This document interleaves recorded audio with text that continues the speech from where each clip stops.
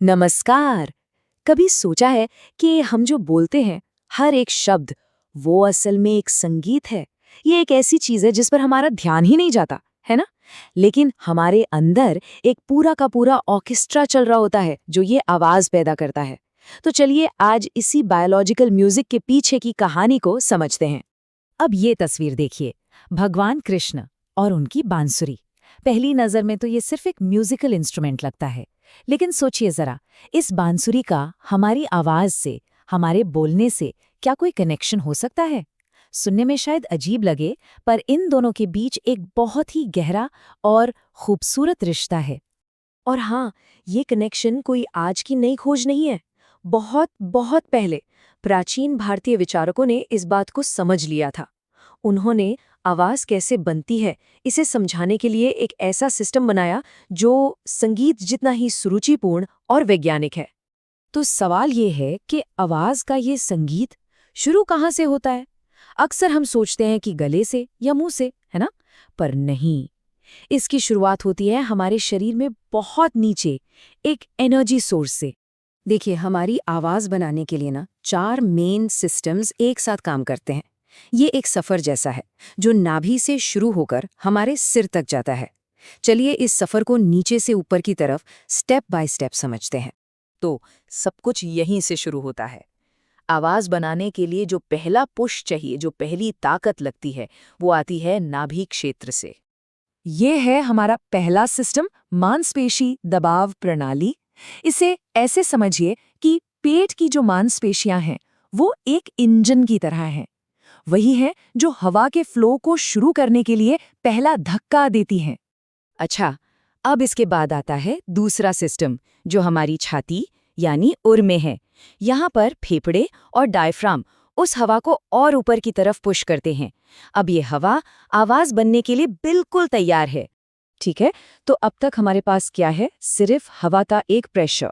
अब आता है सबसे जरूरी पार्ट, इस खामोश हवा को एक गूंज में, एक वाइब्रेशन में बदलना।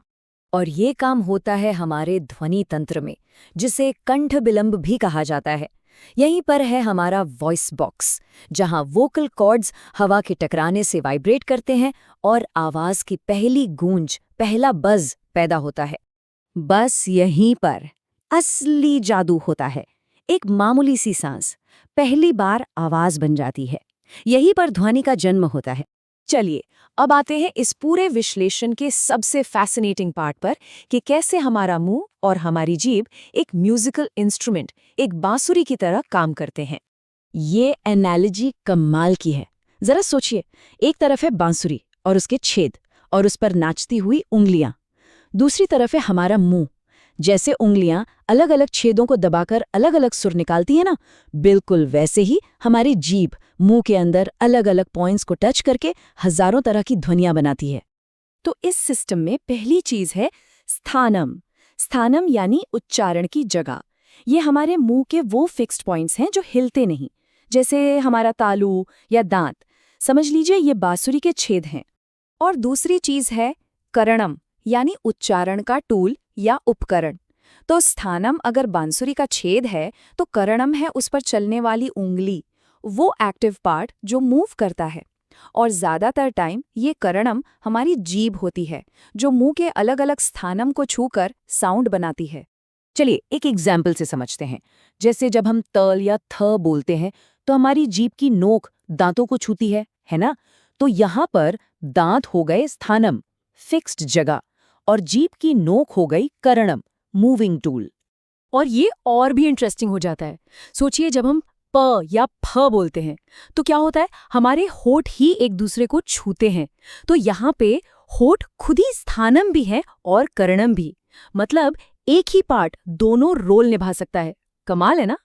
तो अब देखते हैं कि ये जो पूरा सिस्टम है, इसका फाइनल रिजल्ट कितना ऑर्गेनाइज्ड और डिटेल्ड है। ये सिस्टम इतना पावरफुल है कि इंसान जितनी भी तरह की आवाजें निकाल सकता है, ये उन सबको मैप कर सकता है। तो अब जो सामने आने वाला है वो सिर्फ एक चार्ट नहीं है, वो नेचुरल डिजाइन का एक मास्टरपीस है। और ये देखिए, ये है उस पूरे प्रोसेस का नतीजा, ह्यूमन स्पीच का एक कंप्लीट मैप। ये चार्ट हमें दिखाता है कि कैसे हर सिंगल साउंड को उसके स्थानम और करणम के बेसिस पर कितनी खूबसूरती से और कितने साइंटिफिकली ऑर्गेनाइज किया गया है। तो पूरी बात का सार क्या है? यही कि कुछ फिक्स्ड पॉइंट्स और एक मूविंग टूल, इन दोनों का कॉम्बिनेशन हमारी भाषा का ये पूरा संगीत बना देता है। कितना सिंपल लेकिन कितना पावरफुल आइडिया है ना? ये बात हमें सोचने पर मजबूर करती है। अगर बोलना, जो हम हर पल करते हैं, वो इतना कॉम्प्लेक्स और ब्यूटीफुल है, तो हमारी रोज की जिंदगी में ऐसी और कितनी सिम्फनीज चल रही हैं जिन पर हम कभी ध्यान ही नहीं देते।